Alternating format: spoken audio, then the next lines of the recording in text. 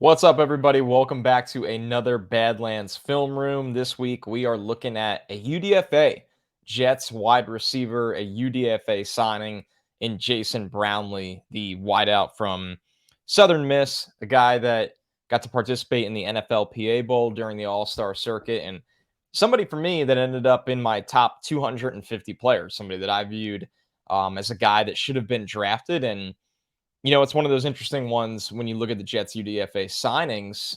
The fascinating part of the UDFA process is the manipulating of money and how you use guarantees. And the Jets kind of showed their hand that they saw something a little extra in Jason Brownlee because he got a $30,000 signing bonus. He got a big guarantee. I believe Rich Samini had written at some point that it was the guarantee basically equaled what a late fifth rounder would get. So when you hear the stories of agents sitting there and angry that their guy got taken in the sixth or seventh round, it's a lot of times because they've mapped out a place that they want them to go and they like to structure the contract much different. So that is a sign that the Jets saw something in Brownlee. They ponied up some extra cash, and he has a legitimate chance to make the New York Jets roster. And I know it's a crowded receiver room, but I think this is the guy that is going to be competing, head to head with Denzel Mims this summer. And it's going to be very, very interesting because Brownlee on paper, right? You look at him, not a great 40 time, not a blazer in that area on the track, but he has size. He has excellent catch length and arm length and catch radius, big time jumps, good vert, good broad. I mean, really somebody that had also put out good tape. Now, didn't have 1,000-yard season in college, but I think there's more to the story when you look at the Southern Miss offense, especially this year. No stability at the quarterback position. They didn't have a quarterback that got anywhere near completing 60% of their passes or, really was able to throw for a lot of touchdowns and low interception rate.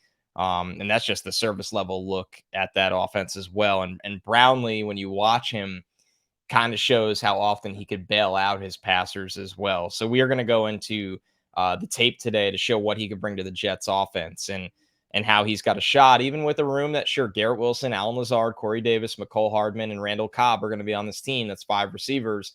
Might be an uphill battle, but when you watch the tape, you'll raise your eyebrows and go, okay, this guy has some physical talent, and with a really good quarterback, might be able to actually tap into a little bit more. So let's go full and let's go right into it with Brownlee here, and we'll take this full. And this is against Miami last year. This is a game against Miami, so this isn't Southern Miss against, necessarily a low level of competition. You're going to see him at the bottom of the screen there. Very, very tight coverage. The corner's right at the line of scrimmage. Probably hoping to get hands on him. And you're going to see first off a quick release, right, which is vital. Getting off the line of scrimmage when you don't necessarily have those 4-3 wheels. And you look at Brownlee, who's a guy that's coming at 6'2". He's going to play around 200 pounds. He's got almost 34-inch arms, which is over 90th percentile in arm length. But that 4.59 40-yard dash, that's a lower metric. So he doesn't necessarily have the deep speed, but the 1.52 10-yard split is 76th percentile. So he's very good in the acceleration and explosive. With the vertical jump, that was almost 40 inches. The broad, that was 131. Those are percentiles that hover around the 90th percentile. So he's an explosive player. And you're going to see him get off the line of scrimmage and be able to track this ball that's over his head. And I remember, way back going to camp, this is when Santonio Holmes was on the team. The Jets used to love the drill where they would throw the ball almost like a punt over the receiver's head, where they couldn't use their peripherals to track it. And this is kind of that coming to life on the field. And something that Brownlee is really good at is his ability to track the ball and cleanly catch it. And this ball is thrown really only where he can get it. It's over the DB. This starts with a great release off the line of scrimmage, gain the step, and you're going to notice this. He is a very physical player. He will swat away hands. He will try to gain leverage. He will try to get the corner out of his hip pocket using his arms and hands. And that doesn't mean that's pass interference, offensive pass interference. It's hand fighting. It's going to happen in the NFL. This is a physical game. And as we saw with Sauce Gardner last year, and a lot of different wide receivers, there are certain refs or a lot of refs that will let that go to a certain extent. So you'd rather see that than being a passive player. And this is just, you see the corner trying to get an arm over to kind of face guard, get the vision, and a perfect timing with the hands fall into the end zone. And we'll show the tighter angle here. But Brownlee is somebody that can really make plays down the field because he is phenomenal at the catch point. We'll run this back while I read through you some stats here with Brownlee. He's a contested catch monster, right? I mean, he really is. He caught 15 contested catches in 2022 out of 33 attempts. That is not only a pretty good rate, but that's a high number to show that they were really feeding him those opportunities. He had 56 contested catch targets over the last 2 years, hauled in 24 of them. It's just somebody that quarterbacks trust to make a play on the football. This is a little bit of a cleaner play. I'll show you some plays that definitely get messier or show a lot more grit and fighting and really toughness. Here's one, though, with the catch radius. He's trying to gain inside leverage. He's trying to work the inside. The ball is actually thrown more to the outside and away. But as soon as the defender comes into the box and it looks like he has really the defender that's way off, about 10 yards off, quarterback knows that Brownlee's going to work the inside because there's so much space there, especially when it's a leverage game. A guy that understands leverage has been really productive for 3 years now. So there's little nuances of the game that he is picking up. And right there, that ball really should be thrown already right into leaning it into his belly button, right into his hands. The ball is thrown high and wide, and he has to stop right here. It allows the corner to make up ground. But when you're big and you play big and you have really good hands, I cannot emphasize that enough. This is somebody that's only dropped 6 passes over the last 2 years on an absurd 198 targets. That's crazy. And it's not just that's not just a number in a spreadsheet. That comes to life when you watch him on film because he makes plays like that. I mean, the ball sticks to his hands, and the quarterback might even know, and once again, this is not premium quarterback play we're going to be watching today. But the quarterback also knows I just need to get it near him where only he can make a play, and that is going to put us as an offense in more of an advantageous situation. So Brownlee here, and we're going to show the tight angle because you could really see him go to work and bring that catch radius to life. And the quarterback did have to shuffle to his left, which is why it was off target. So now see where the ball is. He has to stop and adjust. Adjustments is probably, when I'm writing a scouting report, something that I would put a plus on for Jason Brownlee. And why I thought he was a draftable player, why I thought he was easily a top 250 player in this draft. And that's the perfect example. Body control, maximizing a catch radius that would be in the 92nd percentile in the league when now he's in the league. You've heard his name. You've seen his name in some tweets already, making plays in practice. I'm not surprised. This guy is a gamer, and he definitely brings something a little bit different. This is what, quite frankly, the Jets want from Denzel Mims. And, you have Corey Davis on an expiring. Denzel Mims is on an expiring. You got to be thinking about next year who's the backup for Alan Lazard or who's the guy that could be a sub-package player in a bigger bodied role. I mean, I would think Brownlee has a shot. So, once again, a phenomenal catch, excellent body control. He's just got great hands. And I'm going to show that again, but in a different capacity of what makes late hands and why late hands matter so much. You're going to see him at the bottom of the screen here. He's just going to work towards the sideline, an intermediate route right here. Now he's going to break towards the sideline. It's kind of got to be put in a hole between these defenders. Quarterback throws it on time. Look at his hands. His hands are still low. And then bang. Catch, body control, feet in. And I like the tighter angle because I could show you these late hands once again. And why you use late hands as a wide receiver, look how low his hands are. Because for the defenders that can't really keep an eye on the quarterback, the timing of the throw, and what the wide receiver is doing, they have to pick one.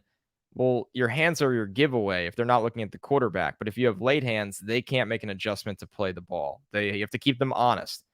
Look at that right there. And once again, sticky hands. It's a great catch. Maximize catch radius. The hands were late. And he's going to grab it in between 3 defenders. And then the body control. That's an NFL catch. 2 feet down. That's maybe a play that in the box score you don't really care about. You watch it on tape and go, this is NFL stuff. Intermediate sideline route. Ball on time, late hands, sticky catch, body control. All right, we'll work one more over here, and this is him just simply being a physical player down the field. And what you're going to see here is clear DPI right there. I mean, holding on to the jersey. Now, a lot of guys, especially young guys, they kind of flail and get frustrated when this happens. what I like about Brownlee, this is just one example, but there's a lot of examples on film. He's so used to this, he doesn't even care. He doesn't ask for flags all the time or give up. He's like, I'm still gonna make the play. And he makes the play. And that's clear DPI. And he doesn't care. And this is something he routinely does because guess what? On tape, and I'm showing you him against a couple of good teams. Tulane was they were a dang good football team this year. Like this dude didn't just go beat up on, the minnows of the sea at his college level. He really he went out and had some games. So I mean, he really really did. He went for over 100 yards against Miami this year. He had 68 against Tulane. I mean, he made some plays this year and was exciting to watch. And he had a touchdown against Tulane. He had a touchdown against Miami. So we're gonna watch this one more time, roll this back through. And he's not the quickest guy, and the routes aren't filled with polish. But when you have this kind of physical talent and play up to it, you don't have to always be that way.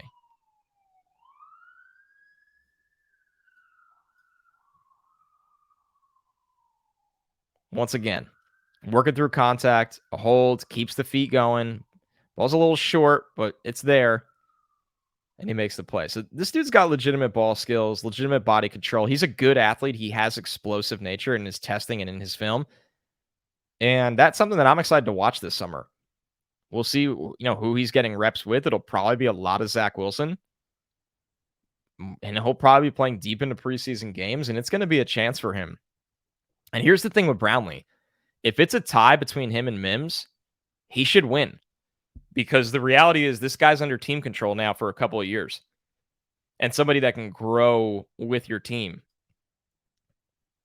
So a tie would go to Brownlee. And sure, UDFAs are always long shots, but let's not forget on this feed and on Twitter and within the Jets organization, there was a time where we were looking at Bryce Huff this way. And look what Bryce Huff has made himself into.